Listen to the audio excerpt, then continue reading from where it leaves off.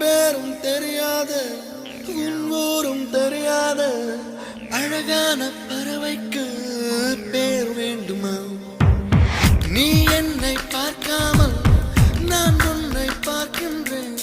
நதியில் விழும் பின்பத்தை நிலா அறியுமா?